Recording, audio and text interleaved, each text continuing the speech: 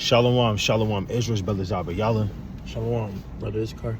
Right, coming back at you with another cold cut through the spirit, giving all honor and glory to Yahweh Hashem Yahushua, especially on this Sabbath night, this Sabbath, beginning of the Sabbath day through the spirit.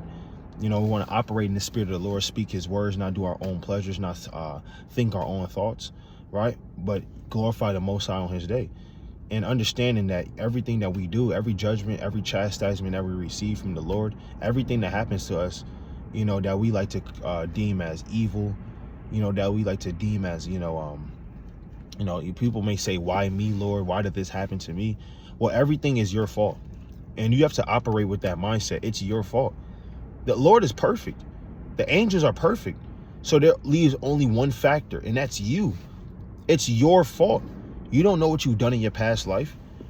You don't know. I mean, we all had to learn this truth. I mean, a few of us was born in this truth. Few. But majority of Israel that came into this knowledge in this generation and previous generation, we had to learn this. So what about the 18 years, the 19 years, the 20 years? That's a lot of years, and that's a young man in this truth. How much more you came into the truth at 43, 54 years old of sinning, evil, wickedness every day. Let me go to Psalms chapter 7 and verse 11. Every day you did evil and the Lord didn't kill you for it, and now you receive a little judgment from the Most High and you start to complain. Well, it's your fault, right? This is Psalms chapter 7 and verse number 11.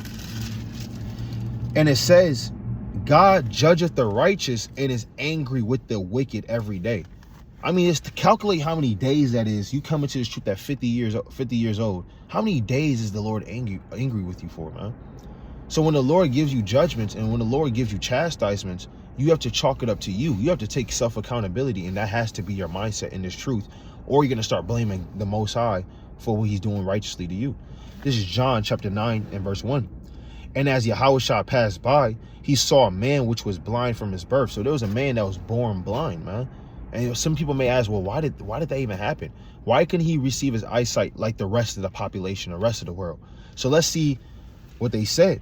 Let's see what the disciple says. And his disciples asked him, saying, Master, who did sin, this man or his parents, that he was born blind? Now, this is a baby born blind.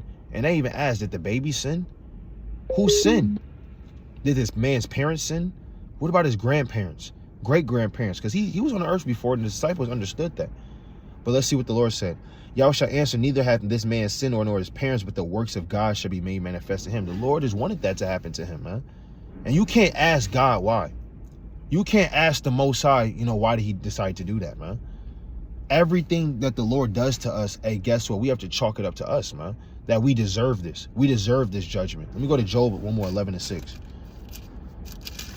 Everything you get is actually less than what you deserve. This is Job chapter 11 and verse 6. And that he will show thee the secrets of wisdom, that they are double to that which is. Know therefore that the Most High exacteth of thee less than thy iniquity deserveth. That's like you deserve the death penalty at court, or 400 years in jail. Esau likes to throw 400 years at you, but the Lord really just gives you 2 weeks in prison, in solitary confinement. And you the one yelling at your lawyer talking about, why do I got to do solitary confinement? You just dodged 400 years in jail. You over here complaining about solitary confinement? That's you complaining about why the Lord gives you judgments. You were supposed to get death. You were supposed to be burnt with fire 100 times over. And the Lord said, you know what? Let me just break down your car before you go to work in the morning, even though you're supposed to get paid Friday. Damn. And you think that's the worst thing in the world because you got to pay rent and you may lose your job. You were supposed to die with fire and your family, but you got it. Man, see, that's mighty right there. But see, I got another precept in the book of Job, right? Chapter 4 and verse number 7. It says, remember, I pray thee, whoever perished being innocent, or where were the righteous cut off, even as I have seen, they that plow iniquity and sow wickedness reap the same. So if you're doing all these manners of wickedness, man, you're gonna get the same exact judgments, right? So the Most High, he's taking account of everything that you're doing right now. You see, like the Most High, he has eyes everywhere, man. Like in that precept in Ecclesiastes, and the Most High's eyes are as 1,000, or what is it, 1,000 suns, basically brighter than 1,000 suns or something like that. I'll pull it. Yeah, go ahead, read that precept real quick. It's the book of Sirach, chapter 23 and verse 19. Such a man only feareth the eyes of men, and knoweth that the eyes of the Lord are 10,000 times brighter than the sun, beholding all the ways of men, and considering the most secret parts. And considering what? The most secret parts. See, the Most High sees everything that you do. You think you can get away with, killing your brother. You think you can get away with stealing. You think you can get away with, smoking that blunt, or you think you can get away with, drinking, you can think in all manners of wickedness, preying on your brother's wife. It's all manners of wickedness at the end of the day. The Most High is taking account of everything that you do. So let me read that again. Verse 8, even as I have seen they that plow iniquity and sow wickedness reap the same. So you're literally going to get the same. The Most High is taking account of everything that you're doing, right?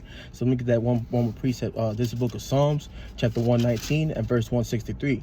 I hate and abhor lying, but thy law I do love. 7 times a day do I praise thee because of thy righteous judgments. So we have to praise the Most High when he starts judging, people upon the earth. Rather it be your brother, rather it be your mother, rather it be your neighbor, rather it be literally anybody on the earth right now, like living.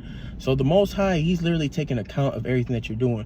I see wickedness, being done every day, in my household, by my uncle. I'm like, I tell him, like, hey, man, just so you know, you keep doing these sins, adding sin onto sin, like it says inside Rex chapter 5, verse number 5. Hey, man, the Most High is taking account of everything that you're doing. So little do you know that, hey, you keep doing these things, that the Most High is just gonna, strike you down the same way that my other uncle, God bless his soul, he didn't learn his lesson, right? So yeah, you got it. Let me go to the book of Jonah. Let's go to the book of Jonah, man. Because you have to understand something. Like, the Lord, he's not giving you what you really deserve, man. He's not destroying you right on the spot like you really deserve. And you calling out and you complaining and you murmuring to the Lord like he don't hear you. Actually, let me go to Wisdom of Solomon chapter 1. You deserve more than you deserve, man. Than what you get. This is the Wisdom of Solomon, chapter 1. And I'm going to start at verse number 8. And it says, I actually start at verse 7. For the Spirit of the Lord filleth the world, and that which containeth all things hath knowledge of the voice. So the Lord has knowledge of your voice. You think you get to murmur when, after you receive judgment from the Most High and he don't hear you? That's another judgment on top of that. But the Lord may not give you that judgment right then and there. The Lord can't wait. Ecclesiastes chapter 8, the Lord can wait to give you judgment. It doesn't have to be right then and there. So you murmuring before the Lord, that's another judgment, man. And then you sin in your folly because you just wanted to do what you wanted to do instead of serve the Most High and kind of be rebellious. That's another judgment on top of that. And the Lord can keep going. The Lord don't got to stop giving you judgments, man. Let me go to, actually, let me continue reading. And it says, therefore, he that speaketh unrighteous things cannot be hid, neither shall vengeance when it punisheth pass by him. So if you speak unrighteous things, those things can't be hid, man. That deserves another judgment. Going back to what? Everything the Lord gives you, it's your fault, man. Whether you receive chastisements, whether you receive judgments, the Lord's perfect, so who else can you blame? You have to blame you, your flesh. You're nothing. Right. You are nothing. I am nothing. We are nothing together, man. Right. The only thing that makes us something is Yahweh Ba'Shem Yahushua. And if you're a brother watching this, the Lord made you a king. You weren't just a king. You wasn't just born a king. The Lord made you that. And if you're a daughter of Zion, the Lord made you a princess on the earth, man. That's why we have to glorify in the Lord and everything he does to us, man. Right? Let me go to Jeremiah chapter 9. I'm a son of God. Who made you the son of God, man? Right. God. Right? This is Jeremiah chapter 9 and verse 23. Thus saith the Lord, let not the wise man glory in his wisdom, because that wisdom don't even belong to you. The Lord gives you your thoughts. That's Proverbs 16:1. And it says, neither let the mighty man glory in his might. Let not the rich man glory in his riches, but let him that glorieth glory in this, that he understandeth and knoweth me, that I am the Lord which exercising loving kindness. So if the Lord decides to give you loving kindness instead of judgment, that's the Most High's decision. That's not your decision.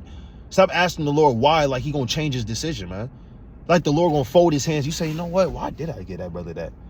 Damn, I was too harsh on him, man. I think the angel told me that. That's why the angel. I knew I shouldn't have listened to that angel. The Lord's not doing that, man. So when you murmuring against the Lord's not gonna change his decision based off how based off what you say, based off what you think as a man. The Lord exercising love and kindness because he wants to. What else does it say? And judgment The Lord can give you any type of judgment because he wants to, right? Righteousness in the earth, for in these things I delight, saith the Lord. Let me go to the book of Job real quick, and I'm gonna pass it.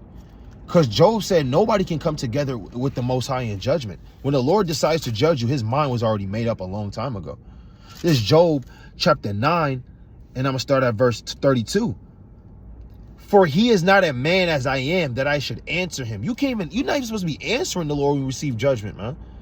Your lips shouldn't even open when you receive something you think is unjust from the Most High, man. That thought should erase from your mind immediately, and it should go back to taking self-accountability, right? And it says, and we should come together in judgment. So you can't come together in judgment with the Most High. Hey, even if you have a wicked dream, even though you didn't design that dream in your mind, you better get on your knees and pray to the Most High. You don't destroy you for that dream, man. Because everything's your fault. And it says, neither is there any days man's betwixt us that might lay his hand upon us both. So guess what, man? You can't come together in judgment with the Most High. You can't ask the Most High why. You have to say, you know what? Hey, that's on me. I got to do better. And you always got to take yourself accountability and go harder in this thing. You got it. All right, so let me just get this one last precept, right? This is the book of Deuteronomy, chapter 21, and verse number 20. And they shall say unto the elders of the city, our son is stubborn and rebellious. He will not obey our voice. He is a glutton and a drunkard. So this is an account of, some mighty Israelites that are basically going up to the elders and saying, you know what, our son, doing all manners of wickedness. He's a glutton. He's a drunkard. He's probably doing all other things of all other manners of wickedness, right? So continuing on, and it says, and all the men of his city shall stone him with stones, that he die. So thou shalt put away evil from among you, and all Israel shall hear and fear. That's the key right there. All Israel shall hear and fear. So see, the Most High is literally making these judgments and putting these judgments come to pass, so we can basically take note of it and be like, all right, look at that, this brother just got ran over, or look at that, this brother just got shot in the face, or look at that, this brother, he's going to work, then was minding his own business and got hit by a stray bullet. All these judgments are coming onto the earth, like whether it be, from your own parents, saying, delivering you up to the councils, or the Most High literally, you know what, it's time's up.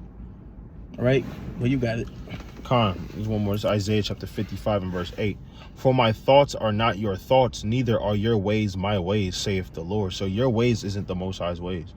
You may have cracked it, you may have laughed at a little joke that you thought was funny, but the Lord thought you deserved death for that, man. Because now you laughing at sin and perverseness, and the Lord, he judges you for foolishness. The Lord can do anything he wants to do. Your ways is not the Most High's ways, man. For as the heavens are higher than the earth, so are my ways higher than your ways, and my thoughts than your thoughts. Your thoughts can't even comprehend the most foolish thought of the Most High, even though he has no foolish thoughts, man. You couldn't even do it. So anytime you receive judgment, anytime you receive something out the blue from the Most High that inconveniences your life, hey, guess what? It's your fault, man. Pray to the Most High, ask for forgiveness, and go harder for the Lord. Whether you receive judgment or chastisement from the Most High, the end result is you have to go harder for the Lord, man. The end result is, damn, I knew I should have read that precept. Instead of asking God why, think about what you should have done better. That's what you should. That's a mindset you want to have in this truth, man. So with that, we like to give our honor and glory and praise to Yahweh Bashim Yahushua. Keep the Sabbath holy through the Spirit. Watch the Sabbath service from the Watchman for Israel. Watchman for Israel, Philly, Jersey. Watchman for Israel, St. Louis, Bay Area, LA. You got a lot of brothers that do the Sabbath service. Tune into the Sabbath service through the Spirit and get righteous doctrine, get that milk. And we like to bid mighty strong. Shalom. Shalom.